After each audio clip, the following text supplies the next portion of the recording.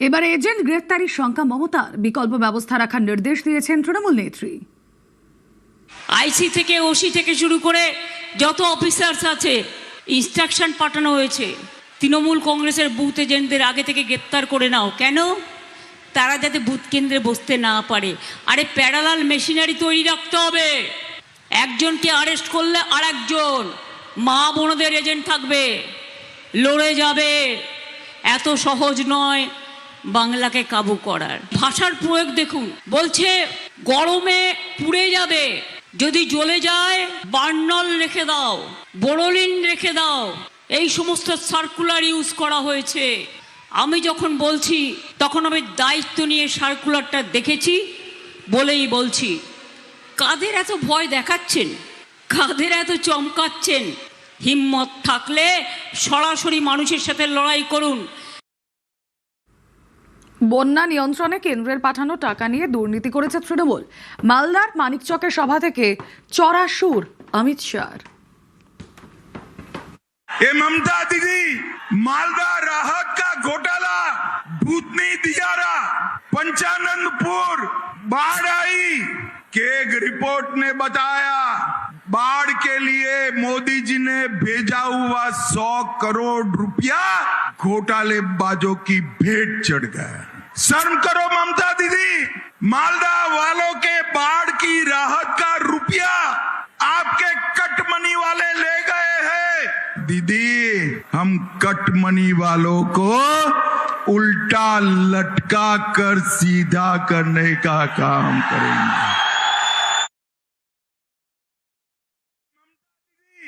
मालदा राहत का घोटाला। মালদার আম চাষিদের বার্তা অমিত শাহ।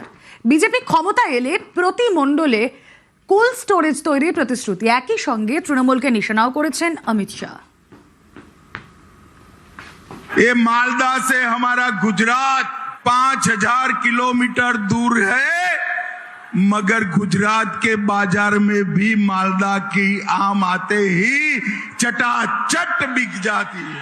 ये दीदी के शासन में आम के किसानों की समृद्धि के लिए जो कोल्ड स्टोरेज बनाने की जरूरत थी, दीदी ने कुछ नहीं किया।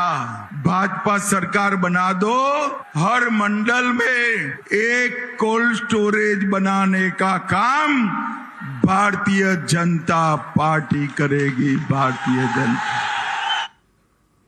মমতা টার্গেট দিল্লি, বাংলা নয় বদলাবে দিল্লির ক্ষমতা।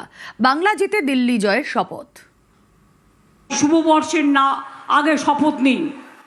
ওরা আমাদের বাংলাকে বদলাতে চায়, আমরা দিল্লিকে বদলাবো। তুমি বাংলাকে টার্গেট করেছো, আমাদের টার্গেট দিল্লি। বাংলা জয় করে আমরা দিল্লি জয় করব। নন্দীগ্রামে ভোট প্রচারে শুভেন্দু অধিকারী, টোটোয় চেপে হেঁটে জনসংযোগে বিজেপি প্রার্থী। এবারে বিজেপি সরকার এবং 21 সালে সবাই এক থাকবেন, ঐক্যবদ্ধ থাকবেন। এবারে বিজেপি সরকার 23 তারিখ সকালবেলায় আমি সিজন ফ্লাওয়ার নই, সবাই এক থাকবেন, ঐক্যবদ্ধ থাকবেন। এবারে বিজেপি সরকার এবং 21 সালে আপনাদের অত্যাচার হয়েছিল, সেই অত্যাচারের আপনাদের আইনগতভাবে যে শাস্তি পাওয়ার দরকার আমি করাবো। সবাই একজোট থাকবে। বাংলায় ভোট প্রচারে রাহুল গান্ধী, রায়গঞ্জ থেকে বিজেপি ও তৃণমূলকে নিশানা, দুর্নীতি নিয়ে একযোগে নিশানা। ये ऐसे इलेक्शन नहीं जीतते हैं भाई और बहनों, ये चोरी करके वोट काट कर कांग्रेस पार्टी विपक्ष के वोट काट कर ही चुनाव जीतते हैं। बंगाल में बीजेपी को मौका कौन दे रहा है? तृणमूल कांग्रेस दे रही है। बीजेपी बंगाल को पैसा नहीं देती है। 2 लाख करोड़ रुपए बीजेपी ने बंगाल को नहीं दिए। बंगाल के लिए यूनियन बजट में कोई प्रोजेक्ट नहीं दिए। एसआईआर के माध्यम से लोकतंत्र पर आक्रमण कर रहे हैं। मगर तृणमूल कांग्रेस भी अपने काम में लगी हुई है, वो भी बंगाल के लिए काम नहीं कर रही है। अगर नरेंद्र मोदी जी भ्रष्ट हैं तो तृणमूल कांग्रेस भी भ्रष्टाचार की रेस में कम नहीं है।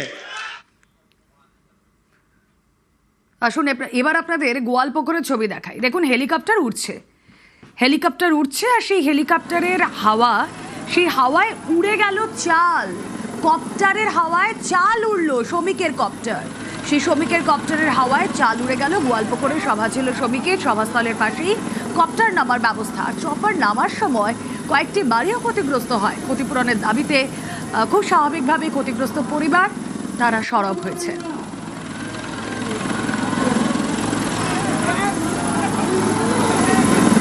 দেখাচ্ছি মার্কপুরে সেই ছবি যেখানে কপ্টারের হাওয়ায় চাল উড়ে গেল। বেশ কয়েকটা বাড়িও ক্ষতিগ্রস্ত হয়েছে। নেতার কপ্টারে ছাদহীন বেশ কয়েকটা পরিবার। কথা বলবো, চঞ্চল রয়েছেন সঙ্গে। চঞ্চল, দেখো রুমেলা, গোয়ালপুকুর বিধানসভার শাহপুর ফুটবল মাঠে বিজেপি প্রার্থীর সমর্থনে রাজ্য বিজেপি সভাপতি এখানে একটি সভা করেন এবং সেই সভা আসার সময় জায়গায় হেলিকপ্টার আসার সময় ব্যাপক ঝড়ে কিন্তু ক্ষতিগ্রস্ত হয় কয়েকটি পরিবারের ঘর বাড়ি, এবং এটি কিন্তু তারা কিন্তু ক্ষতিগ্রস্ত পরিবারগুলো ক্ষুব্ধ রয়েছে।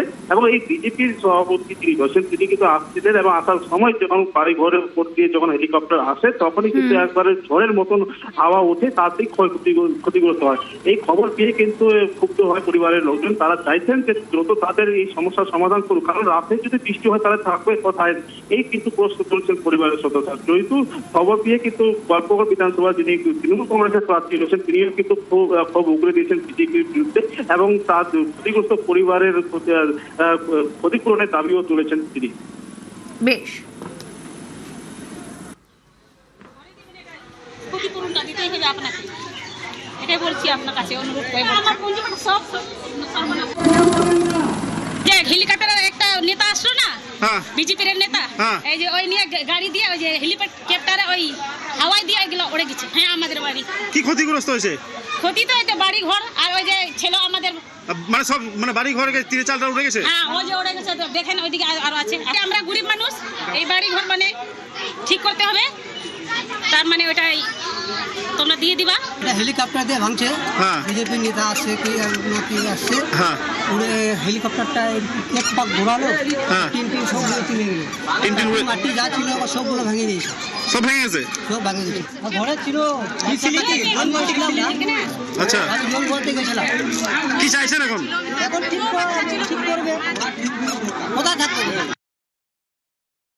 ইতিমধ্যে মাইকে ঘোষণা করে দিয়েছি যে বাড়ির ক্ষতি হয়েছে আমরা দেখেছি, সেই বাড়ির ক্ষতিপূরণ, পর্যাপ্ত ক্ষতিপূরণ দেওয়ার জন্য আমরা মাইকে ঘোষণা করেছি। ঘোষণা করাটা হয়তো ঠিক নয়, তা সত্ত্বেও ওই পরিবারে যারা আছে তারা হয়তো দুশ্চিন্তায় আছে, যেহেতু তাদের সঙ্গে আমাদের এখন সরাসরি সম্পর্ক করতে পারিনি, তার জন্য আমরা মাইকে বলতে বাধ্য হয়েছি। এই কারণে আমরা বলি যে বিজেপি আসলে বাংলাকে চিনেই না, বিজেপি জানেই না যে কোন জায়গায় হেলিপ্যাড করা যায় আর কোন জায়গায় রেল স্টেশন করা উচিত। এরা শুধু স্টেশনের নাম বদলাতেই পারে। মানুষের 100 দিনের টাকা আটকে রেখেছে, আবাসের টাকা আটকে রেখেছে, বাংলার মানুষের মাথায় ছাদ দেয়নি। উল্টে তাদের নেতা গিয়ে সেই গরিব মানুষগুলো যে ছাদ নিজেরা কষ্ট করে টিনের ছাদ, অ্যাসবেস্টাসের ছাদ, টালির ছাদ করেছিলেন সেটাকেও কেড়ে নিলেন। আর কত অত্যাচার করবেন মানুষের উপরে?